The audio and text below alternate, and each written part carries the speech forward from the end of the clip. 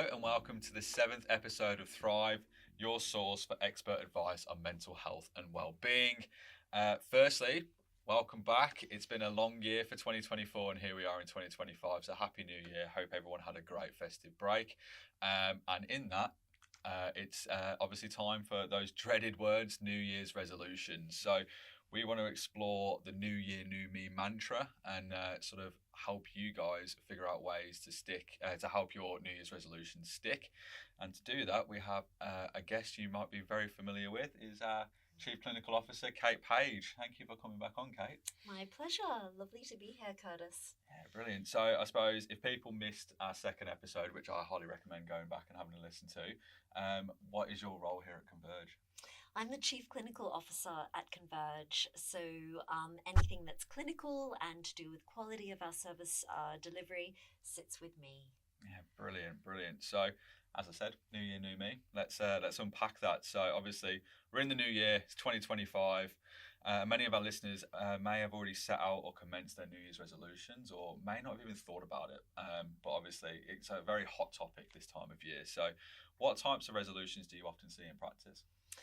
Yeah, it's a great question, and I love how you introduced it as well, the dreaded New Year's resolution. And I think it's worth making the point that some people love doing New Year's resolutions and other people don't at all subscribe to that. And I think it's very much dependent on your personality. But most people at some stage during the year, and I've heard for some people it's actually September or after the financial year, for others it's in January, they will sit down and make goals.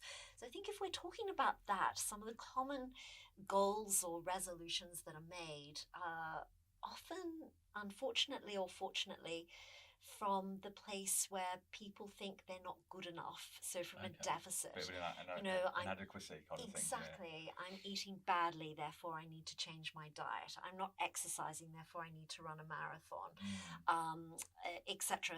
But for other people, it's aspirational. So they might want to travel, or they might want to buy a house, or change jobs or roles. So it really depends on the person.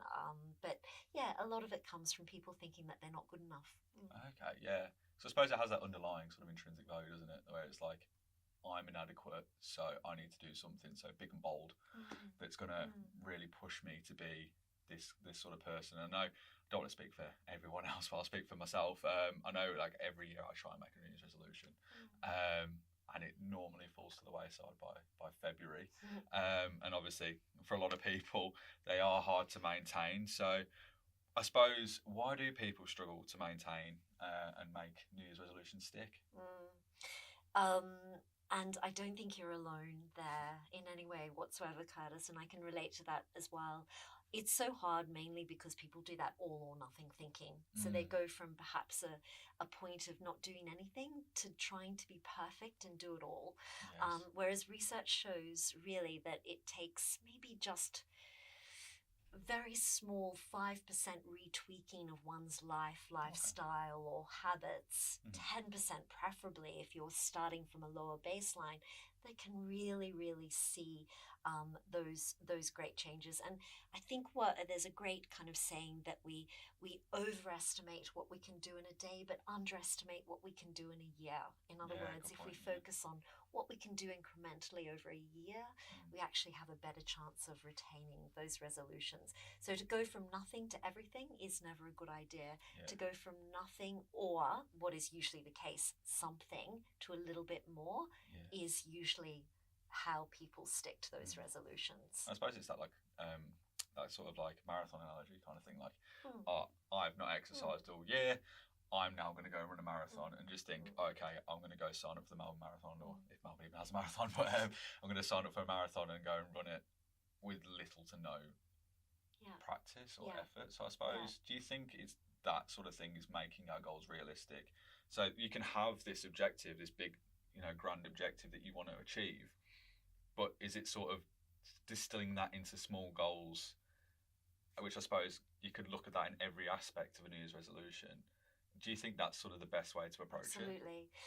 Being grounded and making it realistic is really important. And to be honest, as you were talking, it just made me think more about the whole mental health issue, we're always looking for the quick fix. We're always looking for the, I guess the magic wand that might actually change our life, and we want it dramatic, and we want it to be fast. Yeah. So that's why we tend to really, really make our resolutions, perfect, or a lot better than what we think is better than where we are in life. And it's a temptation. I can relate to that. You can probably relate to that as well. But that isn't the recipe for success. And it is exactly what you said, which is that it's about keeping it grounded and really basing it on reality.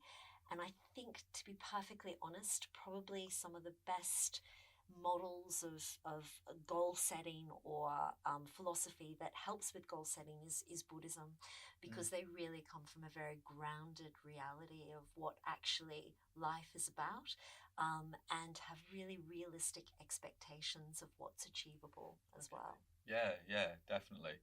So I suppose then if you look at it for, obviously our listeners, they've probably started, it could be something as simple as I want to do, start at 2K, and then make my way up to being able to run 5K, 10K, whatever they want to do. Or it could be something like quitting smoking or abstaining from alcohol for a certain amount of time, something like that. What would be your advice for helping them to stay, helping our listeners to sort of be like, I want to make this stick. What's something I can do to adapt? My advice is to retweak only to the maximum of 10% of your life. In other words, don't change more than 10%, but also do it incrementally, as I said.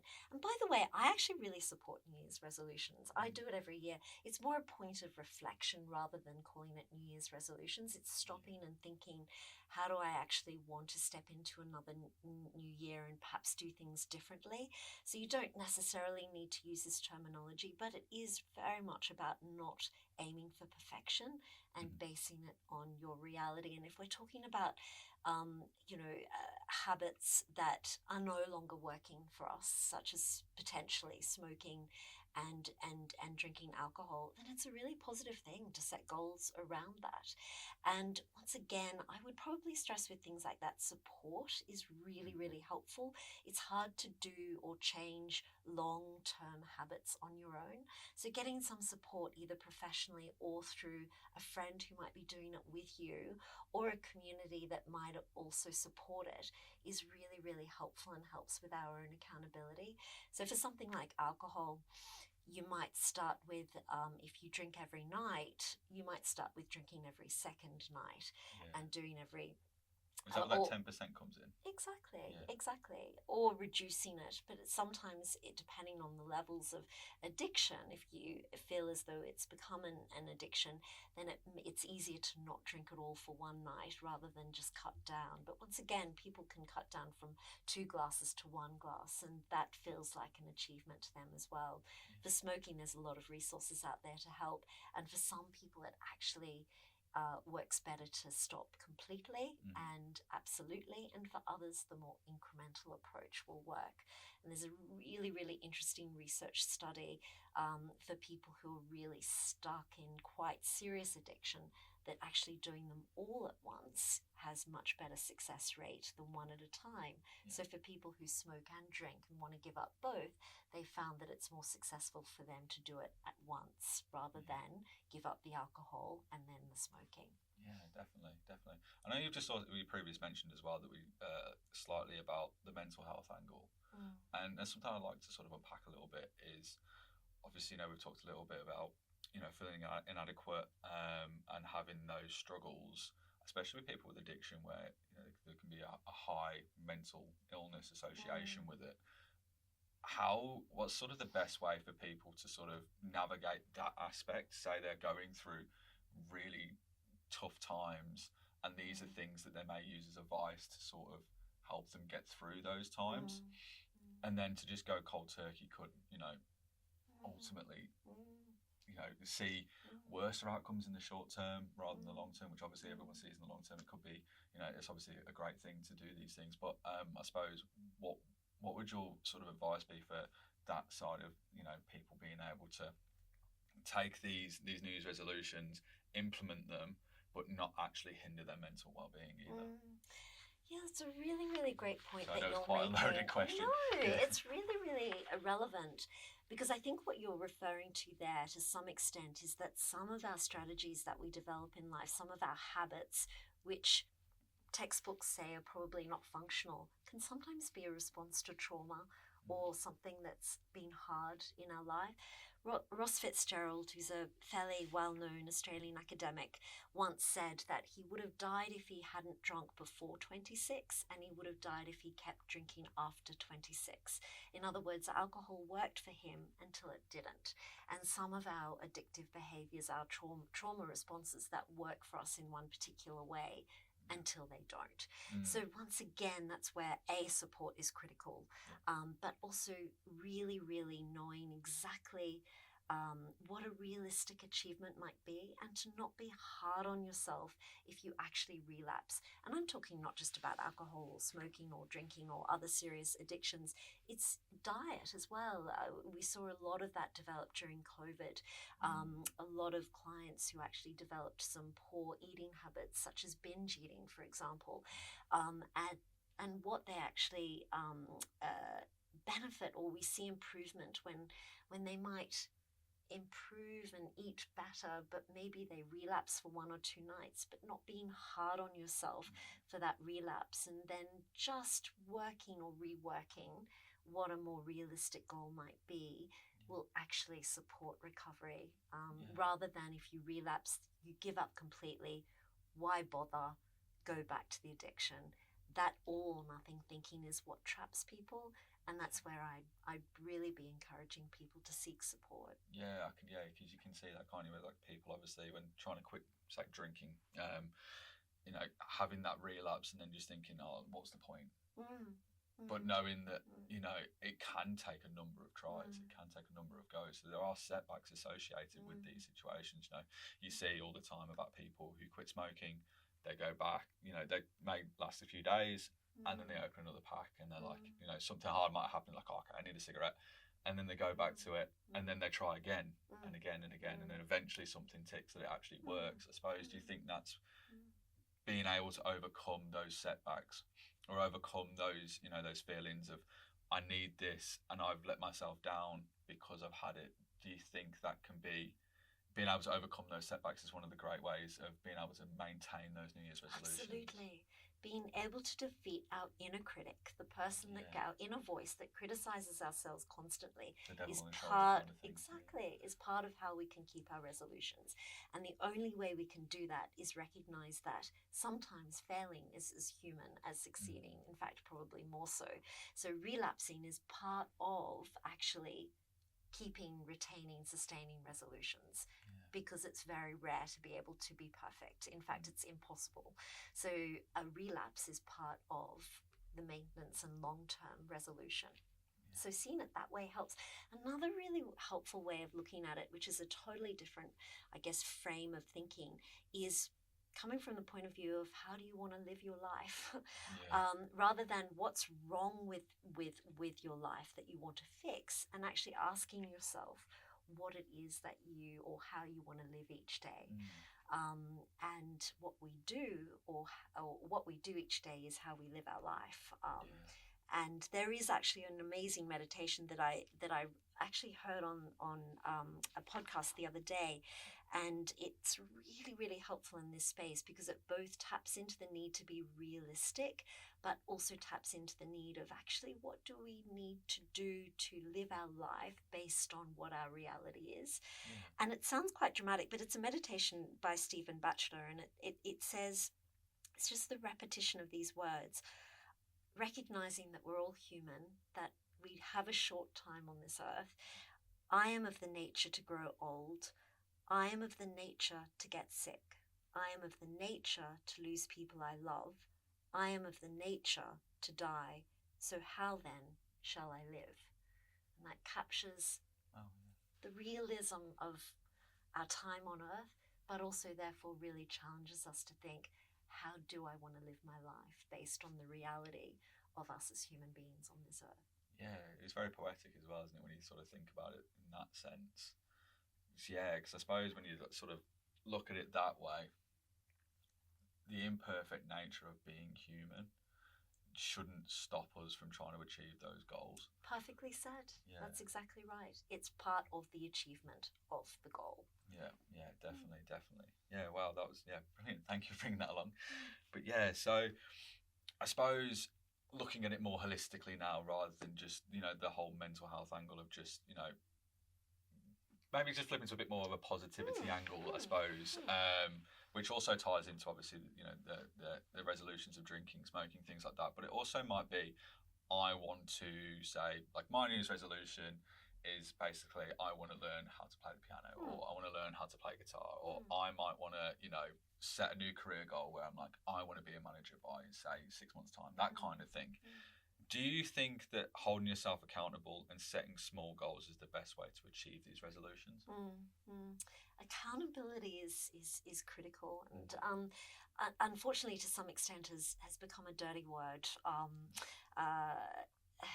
and for lots of different reasons. But and I'm a great believer in accountability, and I mentioned earlier that it would be so great if there was a magic wand to, changing some of our longer term habits, or a magic wand to improving our mental health. There isn't. So it does come down to repetitious behavior on a daily basis that challenges us to choose left towards wellness as opposed to right towards illness. And once again, really, really acknowledging people who are suffering out there. I'm talking about people who are coming from a baseline of being okay and being fairly resilient in their life. But yes, the way to actually achieve and keep getting sustainable, flourishing goals in life is to keep habitually choosing to head towards those goals rather than away from them. Unfortunately, it's a lot easier to turn away from them. It's a lot easier for me to eat chocolate and a Big Mac at night than it is for me to potentially have vegetables and more fiber. In other words, short-term goals are so incredibly tempting in so many ways.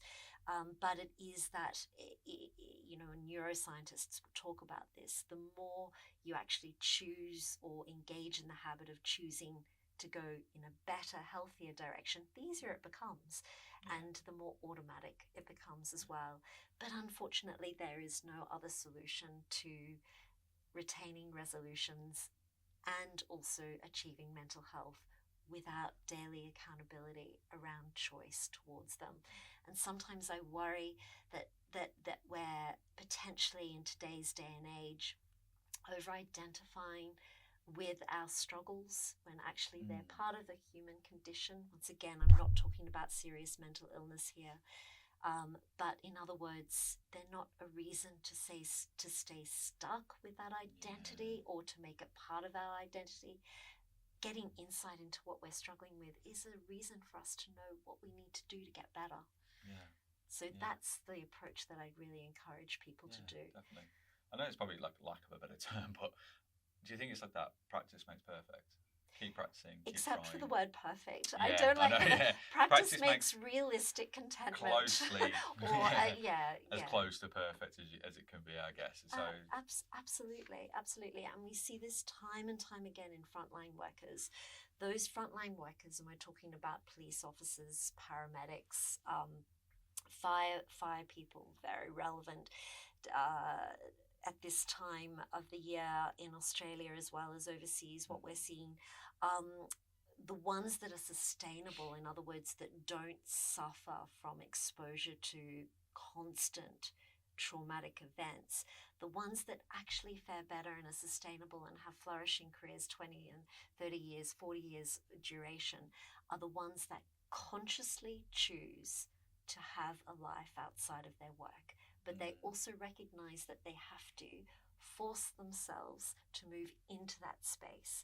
So my terminology is less about, and I encourage people to think about, for example, after a day of work, we talk about shutting down from work. Don't use that negative terminology. Instead of saying shut down from work, say to yourself, step into my outside life, my non-work, and make it structured and make it formal, and they are the people that flourish. In other words, it set up the social engagements. They may not want to. We may want to go home and just watch streaming services, and by the way, that's okay too, but not constantly. Yeah. And it's those that actually, once again, have a structure around their choices and make them habit forming that tend to fare better. Yeah, because I kind of like to unpack that a little bit more actually when you sort of said like, so obviously this day and age, everyone wants to have that work-life balance. But I know, like, when I look at it for myself, I always find it so tricky. Coming home and being, say, in the office where we are 8 hours a day, going home and being like, okay, now I need to flick on this different mode in my brain. And it's I find it very tricky to sort of shut off from that when it's consumed a large part of my day. I do love my job, just saying, but it is one of those tricky ones where you think I do need to shut off. Yeah. But I can't. Yeah. And I think, there's probably a lot of our listeners who may feel the same. So I suppose, like, to unpack that a little bit, I guess, is with work-life balance, and I know a lot of people, we're trying to strive towards that better work-life balance, and that obviously may be their New Year's resolution. How would you sort of advise being able to flip that switch to, relax more, or do a hobby that they enjoy, or something like that? What would your sort of advice be? And I think you illustrated the difficulty perfectly by saying that you find it hard to switch off and to shut down. That's human. I think all of us do. It's much easier to step into something different. So that's why I would say, if you are struggling, structure things into your week. You may not feel like it, but go to a book club, or go and meet friends one evening, or go and see a film, or engage in a trivia night, or something like that. Once again, you may not feel like it, but they are the energy giving activities. And people that do that actually, and potentially even get less sleep, enough sleep, but less sleep, will be much more energized, because they are forcing themselves to a certain extent through structure to step into a life outside of work, rather than getting home and thinking they need to switch off. Does that make sense? It does, yeah, it does. Because I think it's one of those things where people, like, I know for myself, is I will go home and then I will just be like, this happened at work, or this happened at work. And my partner, bless her, she tries her best, but at the same time, she doesn't really, understand what I do. And it, quite rightly, I don't understand exactly what she does, because obviously it's two different lived experiences.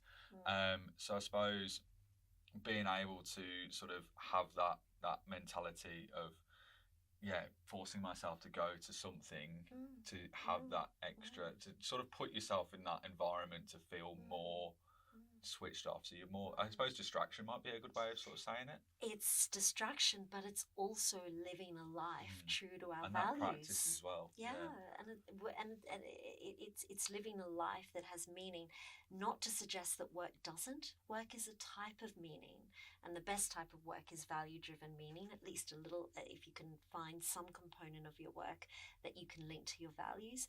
But really, the people, as I said, that fare better are the ones that get to December and they don't stop and think, where on earth has that year gone? And then the following December, they stop and think, where on earth has that year gone? And that happens when people get into that habit of hypervigilance and constant adrenaline through work. Go, go, go, go, go. When they get home, they crash, metaphorically, sit in front of TV, don't do anything, get up the next day, go, go, go, go, go, crash.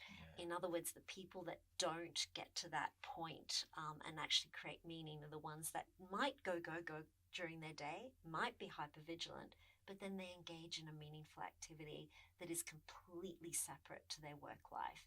And that is what gives them energy and sustainability. It feels counterintuitive because you're not physically resting, but you're doing something that is engaging and that is also about connection. Yeah.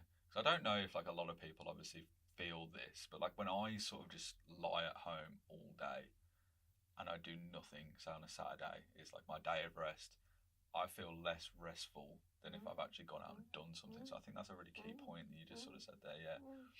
And once again, you know, how much you do and what you do might be determined by whether you're an introvert or an extrovert, or what your personality type is, and where you might be along the continuum of neurodiversity as well. But it's making sure that you know and identify what actually gives you energy. And by the way, connection usually gives everyone energy, and it's really, really making sure that you seek out those types of activities. And people in my industry will often talk about that concept of flow, which is engaging in an activity where you lose a sense of time. And those types of activities are usually the ones that give you an indication of what you love to do. So if it's reading a book and you lose track of time, then you're probably a reader. If it's playing a musical instrument and 2 hours goes by and you've missed lunch, then that's something that you might like to do. Or sport. If you play sport and you actually could do it for hours on end, then that's an activity. It's really identifying what might be your flow and then structuring it into your working week. And that is a much better way of retaining and sustaining resolutions. Yeah, definitely. So I suppose as well, just sort of like, you know, we've sort of skirted around it a little bit, but it's actually been a little bit of an undertone of what we've been talking about here is burnout, I suppose. You know, when we're talking about going in enjoyment, and I, you know, very much so believe that enjoyment makes time go faster. So if you know, something's gone really quickly and you obviously enjoyed what you've done, that's not, you know, in all accounts, but I suppose, do you think that can help burnout? Because I wish I had the statistics on hand, but, you know, Mental Health First Aid Australia did a report that showed that there's a very high amount of people experiencing burnout in the Australian workforce. Do you think that these sorts of activities, or, you know, finding what you enjoy helps to reduce that? 100%. Burnout is often the result of a lack of value and meaning in one's life. And one's life is not just about work, it's also about what you do outside of work. So by consciously engaging in something meaningful outside of work, you reduce the potential burnout you experience at work. And it's all connected. So absolutely, having and leading. When I say meaningful, I don't mean that it has to be altruistic or, you know, based on a certain type of moral activity. It's what you get energy from and what you enjoy. Consciously head towards it rather than head away from something that demotivates you or leaves you lacking in energy. Yeah, definitely. I suppose it's good to sort of emphasise as well that it kind of ties in a little bit. So, like, obviously with what you've just said there about doing things that you enjoy and stuff, there's a fine line, I suppose, because if you know, a lot of people do look at drinking or smoking and things like that as a vice that they enjoy because it reduces their stress, I guess, or takes them away from the troubles that they're experiencing.